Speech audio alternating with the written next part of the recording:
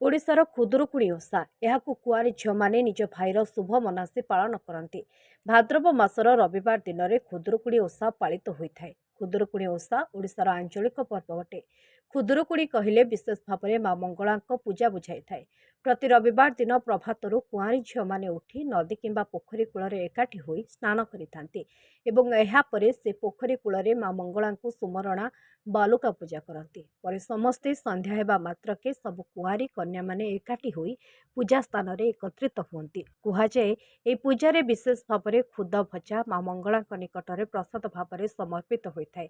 मान्यता रही जे माँ मंगलांकर खुद भजा खूब प्रिय होइतिबारु तांकु खुदुरुकुणी बोली कुहा जायथाय।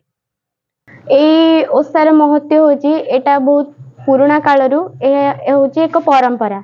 याको समस्त विश्वास करती और पाली आसी से पूजा को झील मैंने एकाठी मिलमिशि राति 4 उठी फूल तोड़ती पोखरी को जाई बालुका आनती गाधे पाधे समस्ते आसती गुआ और बाली ने एठी एकाठी समस्ते मिली भोग आनती पूजा करती बहुत खुशी होती। आगरू जितेबले भाई भाउज तपई समस्ते एकाठी रोते से भाउज मैंने बहुत स्नेह दौले।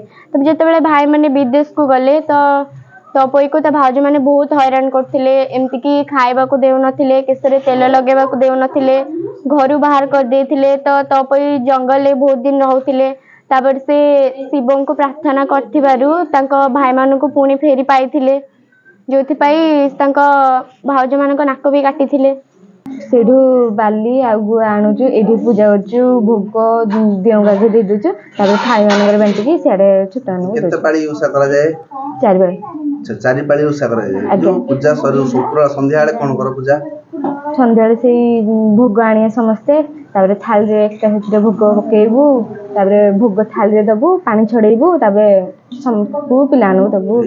टांगीरू संतोष चौधरी का रिपोर्ट पब्लिक मीडिया।